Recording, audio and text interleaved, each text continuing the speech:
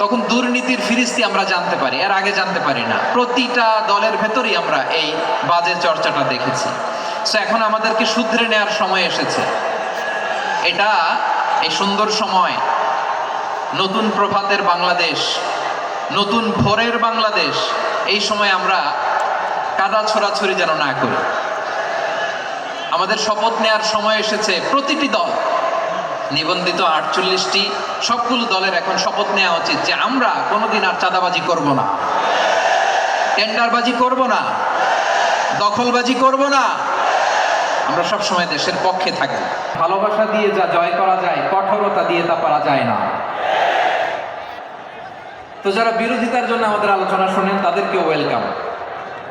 যারা আমাদের আলোচনা আউট অফ কনটেক্সট নিয়ে এক জায়গার মাথা আর এক জায়গার লেজ জুড়ে দেন, তাদেরকে ওয়েলকাম। গত সপ্তাহে আপনারা জানেন খুলনা বিভাগের প্রোগ্রাম আমি দিয়েছিলাম যশোরে, আদ্দিন ফাউন্ডেশনের উদ্যোগে।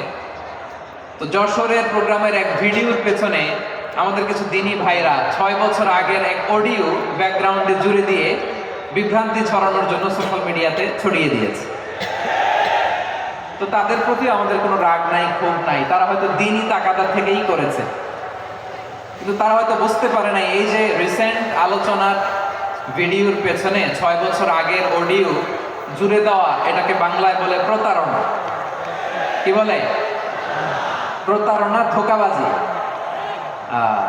এখনকার আলোচনার ভিডিও আর ব্যাকগ্রাউন্ডে এডিট করে লাগিয়েছে 6 বছর আগের অডিও।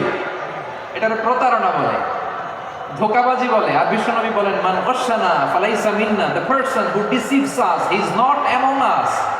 যে আমাদেরকে ধোঁকা দেয় সে আমাদের অন্তর্ভুক্ত নয়। তো বিশ্বনবীর এই হাদিস তারা মনে রাখে না।